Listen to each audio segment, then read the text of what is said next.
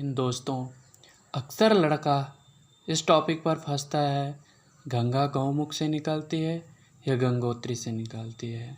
हमारी माने तो गंगा कहीं से नहीं निकलती। आप भी अगर इस कॉन्सेप्ट को समझेंगे तो आप भी कहेंगे कि गंगा निकलती नहीं है। तो आइए जानते हैं इसमें। एक दूसरा है, टिहरी बांध बड़ा है या भाखड़ा नागल बांध बड़ा है। तो एक कैटेगरी के हिसाब से है। तो आइए जानते हैं। उत्तराखंड सन 2000 में उत्तर प्रदेश से अलग हुआ। इसमें एक पूर्वी हिस्सा कुमाऊं और दूसरा गढ़वाल। कुमाऊं थोड़ा छोटा है, गढ़वाल बड़ा है। गढ़वाल में ही हिमानिया यानी ग्लेशियर। ग्लेशियर का अर्थ है बर्फ़ से आच्छादित पहाड़। जो टीले एक टाइप के होते हैं जो बर्फ़ से बन जाते हैं, उन्हें हम ग्लेशियर कहते हैं। तो ये देख सकते हैं, मैंने आपके लिए एक सुंदर से चित्र बनाया है। इसमें ऊपर से ये बर्फ़ से आच्छादित है। प्रत्येक 165 फीट पे ऊपर जाने पर 1 डिग्री सेल्सियस तापमान कम होने लग जाता है। तो हम देखते हैं, हम मैदानी क्षेत्रों में हमारे चारों तरफ सूर्य से भी गर्मी आ रही है, हमारे बगल से भी गर्मी आ रही है, दीवारों से भी गर्मी आ रही है।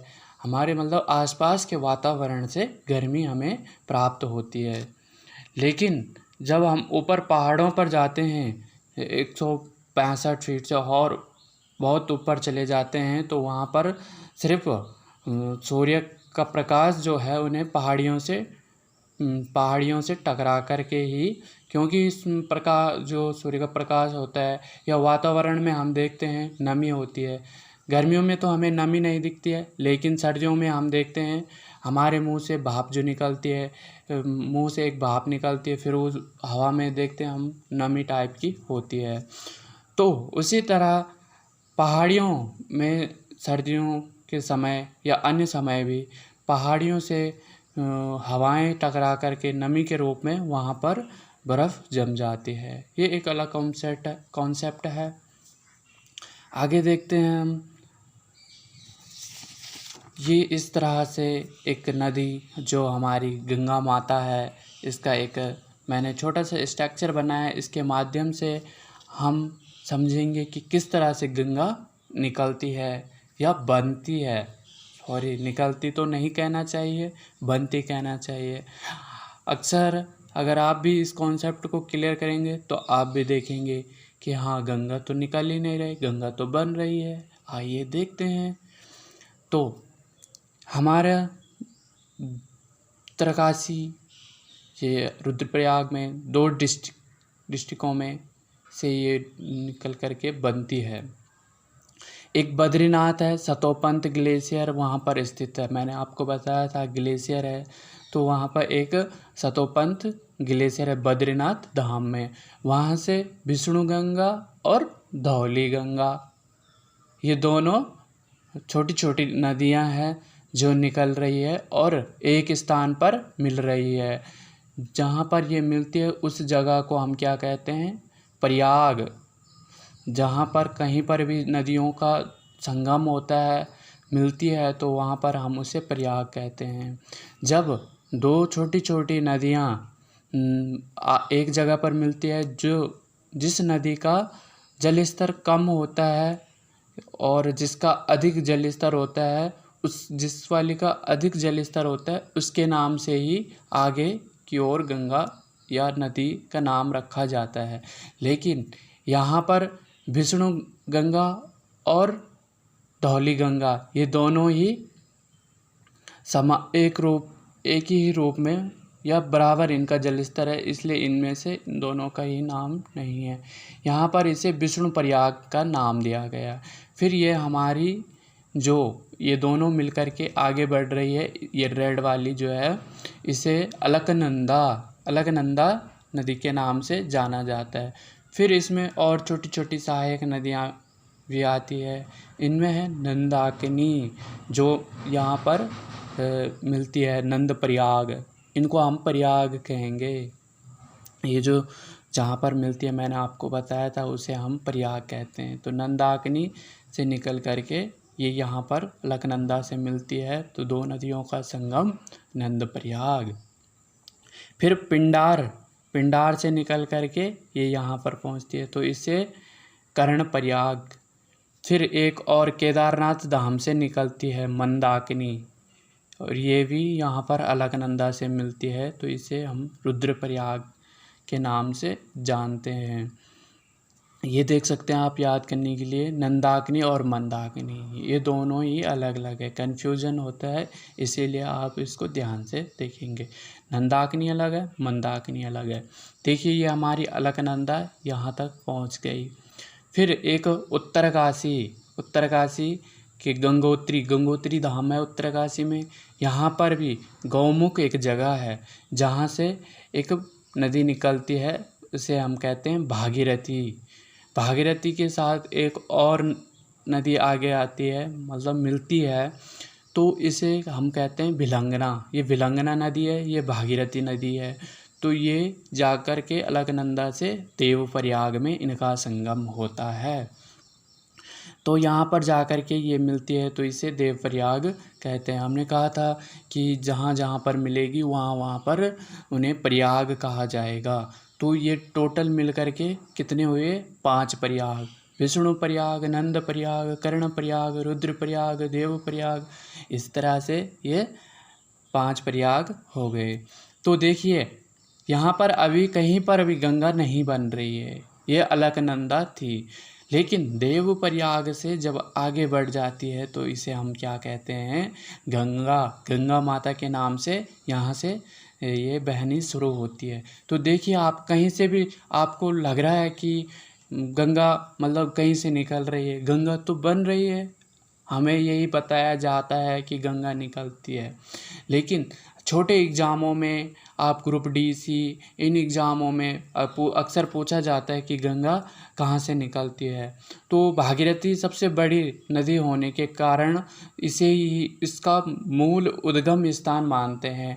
इस पश्चिम बंगाल के सभी लोग भी इसे भागीरथी को ही गंगा माता के नाम से जानते हैं। आपने बाहुबली मूवी में देखा होगा कि जब वो उस शिवलिंग को उठाता है, चली रे भागीरथी तुझको मिलने शिव आए हैं, उसमें एक गाना है, तो उसमें भी भागीरथी नदी का ही उल्लेख है। हमारे शास्त्रों पुराणों में भी भागीरथी का ही उल्लेख है। इसीलिए छोटे एग्ज़ामों में पूछ लिया जाता है कि गंगा कहाँ से निकलती है, तो उत्तरकाशी के गंगोत्री के गौमुख से गंगा का उद्गम होता है, ऐसा मानते हैं। लेकिन आप देखेंगे तो गंगा एक नदी नहीं, कई नदियों का संगम मिलकर के गंगा बन रही है।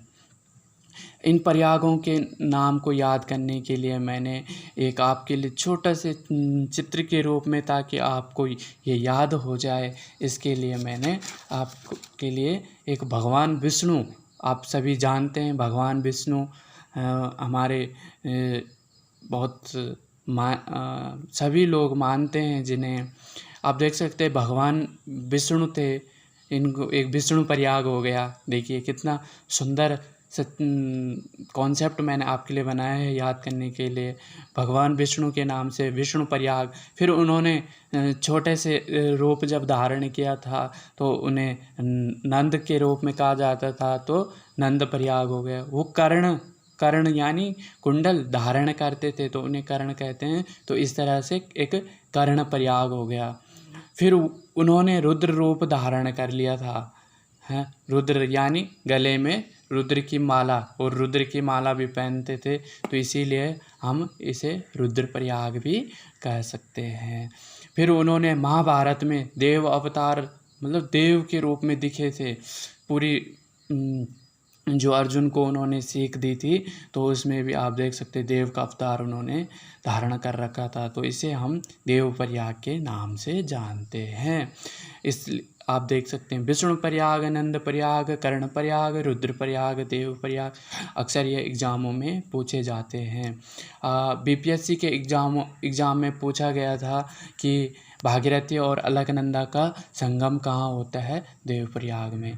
पीसीएस के एग्ज़ामों में ऐसा क्वेश्चन नहीं पूछा जाएगा कि आपसे गंगा कहाँ से निकलती है, वहाँ ये पूछा जाएगा कि मंदाकिनी किस प्रयाग में मिलती है, पिंडार नदी किस प्रयाग में मिलती है। इसीलिए ये कॉन्सेप्ट आपको समझना होगा। इसी के साथ आप देख सकते हैं टिहरी बांध बड़ा है या भाखड़ा नागल बांध है। तो मैं आप सभी का कन्फ्यूजन दूर करता हूँ।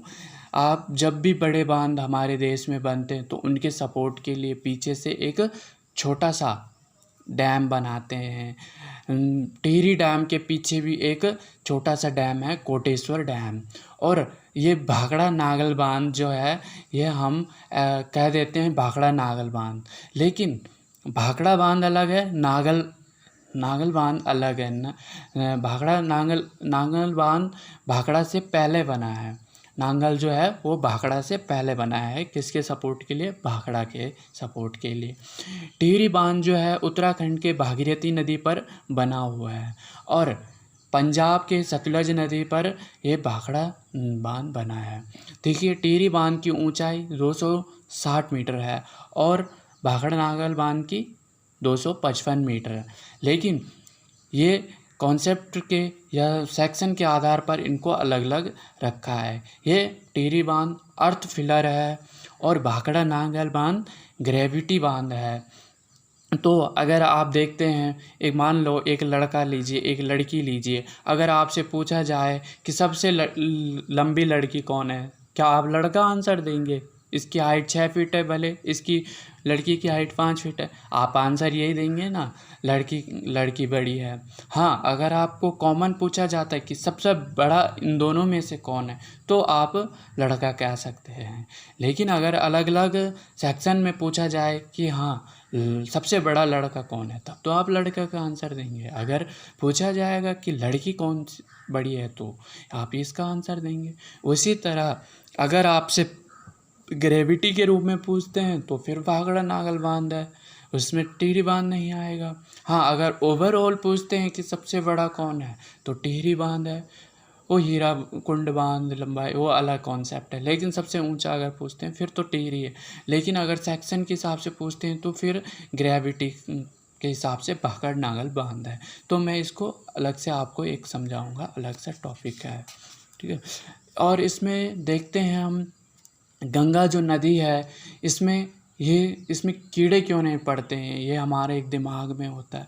तो मैं आपको बता दूं, जो गंगोत्री के पास में है वहाँ पर गौमुख जो है, जो यहाँ से निकलती, वहाँ पे एक बैक्टीरियोफेज पाया जाता है जो हानिकारक जीवाणु और विषाणु को मार देता है, जिससे ये इसका जल हमेशा शुद्ध रहता है। शुद्ध यानी इसमें कीड़े नहीं पड़ते हैं। आजकल हम देखते हैं, हमने कितनी गंगा माता को गंदा कर दिया। यहाँ कानपुर से बहती है तो बहुत इसमें गंदगी कर दी है। तो आप इसका परिणाम देख सकते हैं। कोरोना जैसे महामारियाँ, हम प्रकृति के साथ खिलवाड़ कर रहे हैं तो प्रकृति भी हमें इसका परिणाम दे रही है। तो लॉकडाउन में आप देख सकते हैं पूरी गंगा शुद्ध हो गई थी, यानी साफ़ हो गई थी। हमने कितने भी अभियान चलाए लेकिन नहीं सफल हो पा रहे थे, लेकिन आपने लॉकडाउन में देखा था तो गंगा पूरी शुद्ध हो गई थी। इसी तरह हमको इस गंगा माँ को बचाना है और इसके जल का हमें सदुपयोग करना है। Thank you.